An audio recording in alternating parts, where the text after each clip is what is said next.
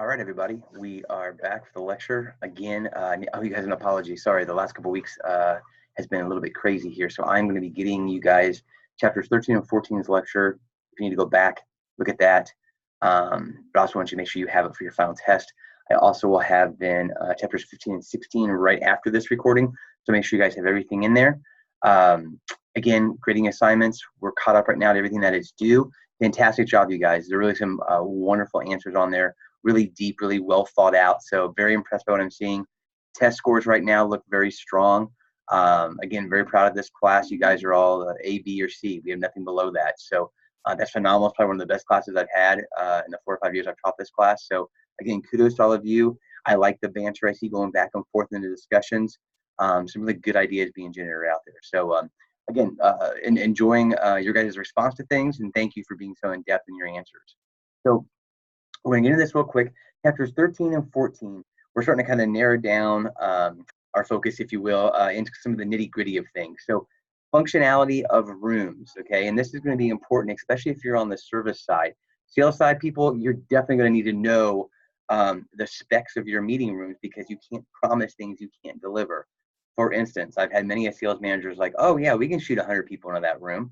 And you're like, no, that room can't hold more than 50. You can't make that promise to somebody and then not have the ability to actually hold those numbers. Or what I've seen sales managers do is say, oh, we can put 100 in that room, theater style. The client's asking for a classroom. The client's asking for rounds. So again, you guys really have to know the sizes of rooms and what their basic functions are. So if you're working for a box hotel, and again, the box hotels are your big ones, your JW Marriott, your Crowns, your Omni, those hotels are going to have ballrooms anywhere from probably 700 square feet to as big as 10, 15, 20,000 square feet. And as you guys are going through your training, you're going to have to memorize what the capacity of those rooms are. Now, the biggest fear that we always had with young sales managers was once you memorized it, you wanted to show off your knowledge. And they would do what we call feature dump or show up and throw up.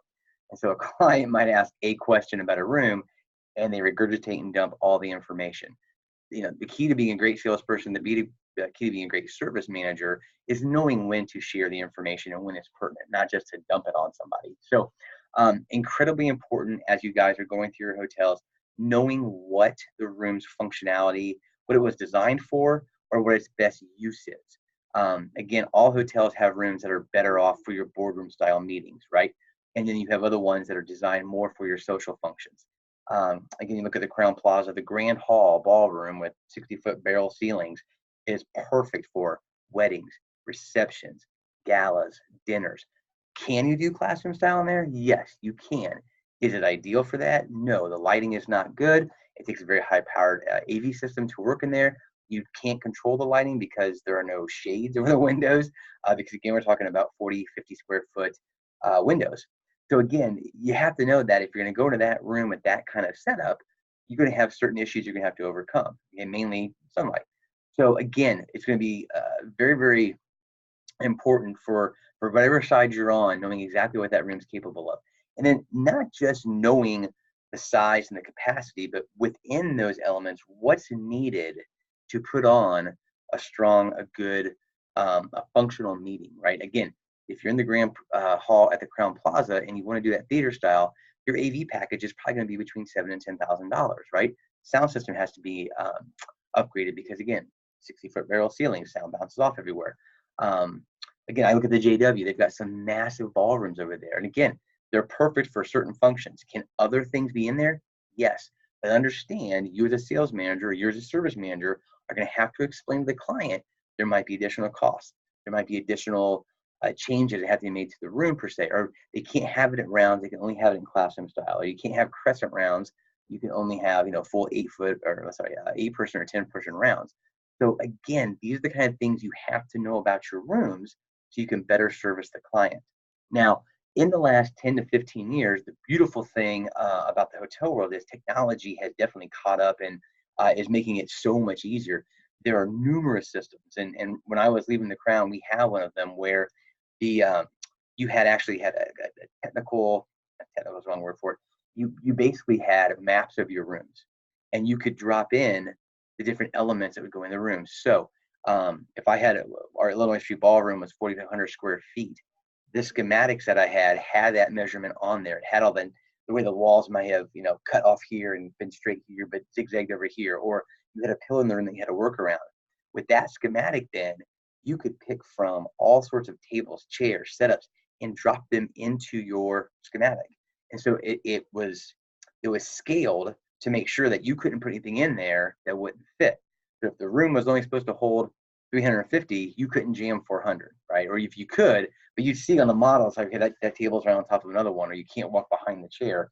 It would allow you to drop in AV. It might allow you to drop in a stage. So now all of a sudden, a room may hold with nothing else in it, 300 classroom style.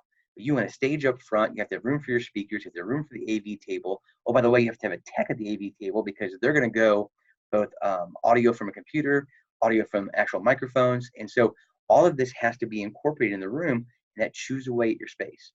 The technology, again, for these schematics are wonderful. They allow you to be certain that what you're promising the room can hold. And usually it's used both on the sales side and the service side. Phenomenal. So again, as you go through the book, they're going to touch on those aspects of it. That's going to be an incredible tool for you to have. Now, if you're at a select service property, okay, now we're talking a little bit smaller. Rarely do they have more than 5,000 square feet of space in most cases. So your room sizes are more going to be in that 700, 800 range.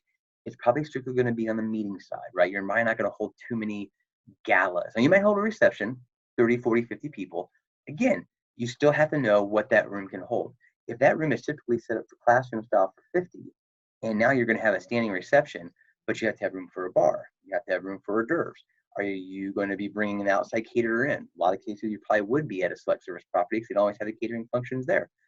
So again, knowing what the space holds, setting it up in advance to say, okay, the max we can put in here is 35.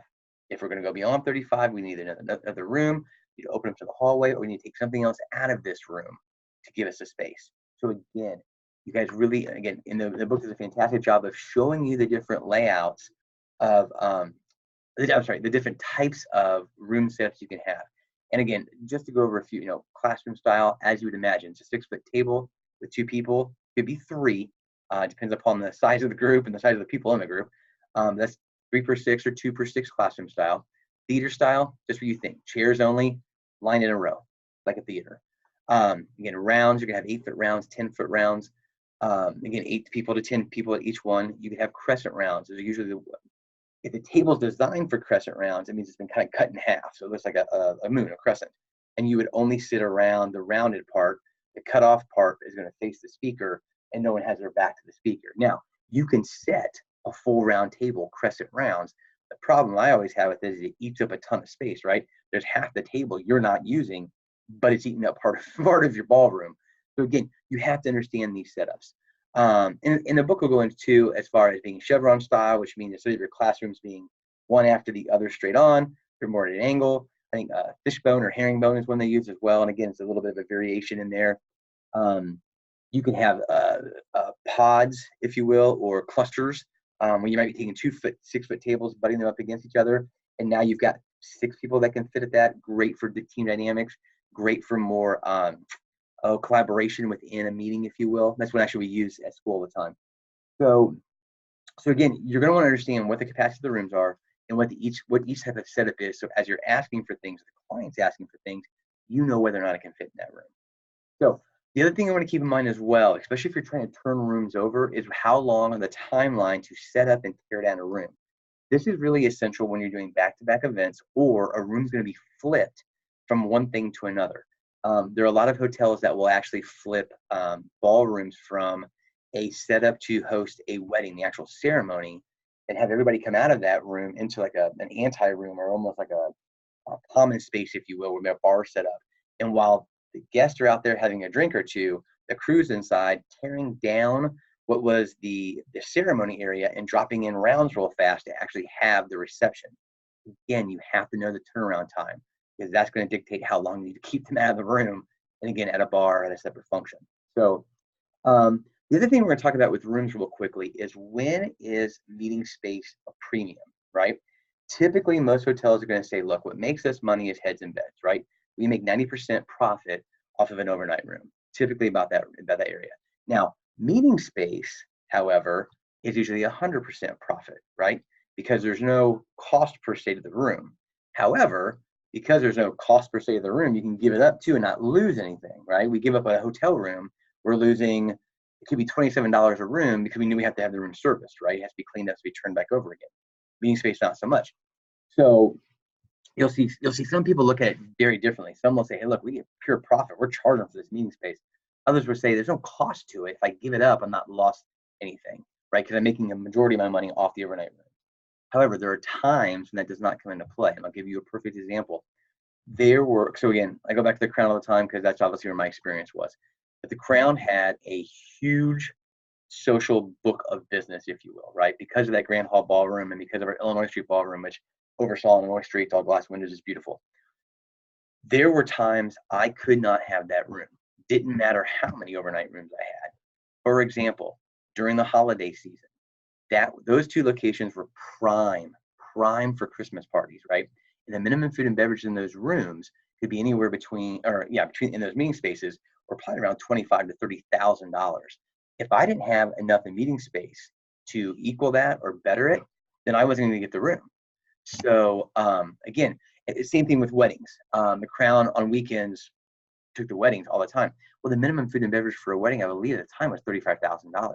That's the minimum, right? We even talked about it there having overnight rooms if they're using anything else from us, like upgraded linens or upgraded tables, upgraded whatever. So again, that's the time when you have such a unique space like that, it will be you will have to protect it, right? We blocked out all the weekends going into a year so that if I wanted it, I had to go to my my director or the food and beverage director and say, okay, or catering director, and say, okay, I have this piece of business. It's worth X amount of dollars. Is that worth then taking away this weekend where we know historically we're going to make $40,000, $50,000 in food and beverage? And then our revenue manager actually would look at that and say yes or no. So again, so those are the things to keep in mind. The other thing, we kind of talked about the setup. Also understand, again, what kind of tables, what kind of chairs. We talked about classroom being 6-foot tables, right? Or again, we go rounds, we go crescent rounds. What kind of chairs are you using? They have what's called Herman Miller, the one that kind of slide around on wheels. Really, really nice. Very typical banquet chairs. Everything has to be taken into account as you're selling these rooms or making promises to a client when it comes to what the capacity of the room is. Again, salespeople have to know it as much, if not even more so, than our service people. Okay, so that's chapter 13. Pardon me while I take a quick drink. Okay, we're going to chapter 14, talking about food services, right? And the different types of functions we have. Again, guys, I can't say it enough. I've said it the entire semester. The book is so well written. Make sure you're reading each one of these chapters. Take advantage of the online applications he has as well. When we talk about food services, right, what are we talking about? High-end galas, grab-and-go lunches, break service out in the hallway.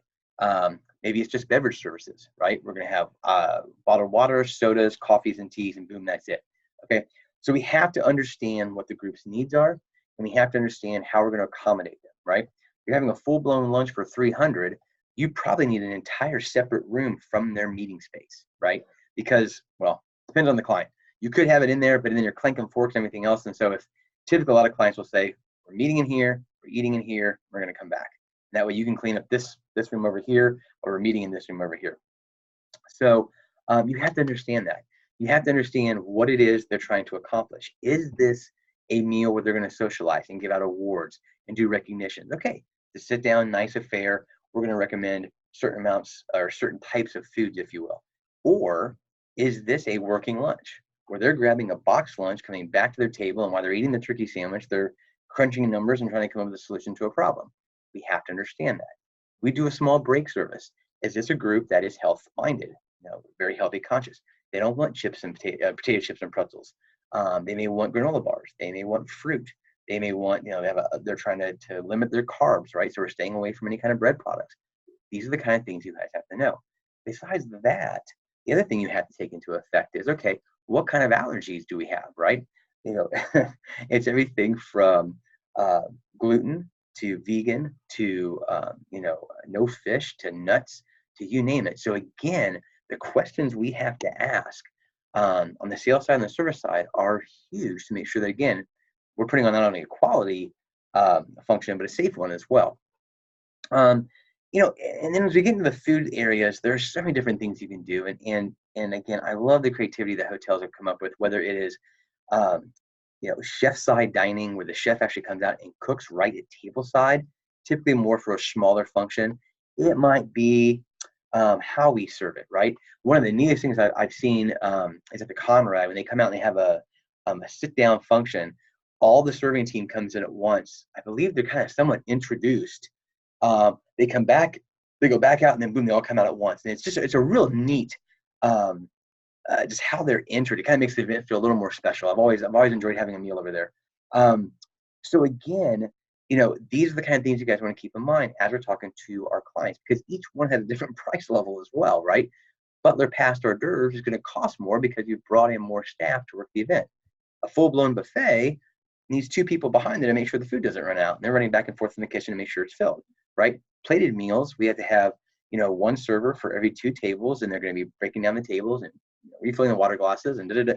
So all of this comes into mind to a cost standpoint. So again, as you're going through the food and beverage, you have a lot of things you have to keep in mind that will adjust the price and the quality of the service and what the meal will come off as. That is pretty much it for 13 and 14. So what I'm going to do is I'm actually going to stop this recording. I'm going to go ahead and start loading it up onto YouTube. And then very shortly, you'll see 15 and 16 up there as I finish that one as well. So again, guys, if you're stopping here and going to watch the one later, just reiterate again, nice job on the assignments.